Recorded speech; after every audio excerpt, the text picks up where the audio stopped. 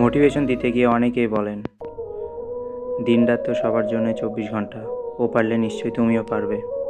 জি না ভাই, যে ছাত্রটি হেঁটে হেঁটে টিউশনিতে যায় আর যে প্রাইভেট কারে করে ক্যাম্পাসে যায়, তাদের 24 ঘন্টা কখনো সমান হয় না। যে ছাত্রটি কোনো রকম কলারুটি মুখে গুজে দিয়ে ক্লাসে যায় আর যে ঘুম থেকে উঠে ডাইনিং টেবিলে খাবার রেডি পায়, তাদের 24 ঘন্টা কখনো সমান হয় না। যে শিশুটি পানির জন্য প্রতিদিন 2-3 মাইল হাঁটে আর যে শিশুটি ঘরে বসে অনলাইন দুনিয়ায় নানান জ্ঞান বিজ্ঞানের জগতে হাঁটে, তাদের 24 ঘন্টা কখনো সমান হয় না।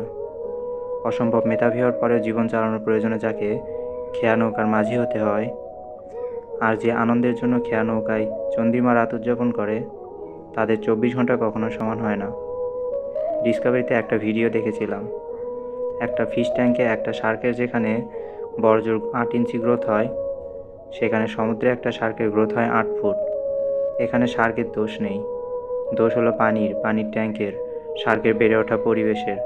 সবার জন্য সমান 24 ঘন্টা, এটা কেবলমাত্র ঘড়ির কাঁটার ক্ষেত্রে প্রযোজ্য, মানুষের জীবনের ক্ষেত্রে নয়। এক এক জীবনের গল্প হয় এক এক রকম। এক কাজ ফিতা দিয়ে হয়তো ভূমি মাপা যায়, কিন্তু মানুষের জীবন মাপা যায় না। ধন্যবাদ সবাইকে।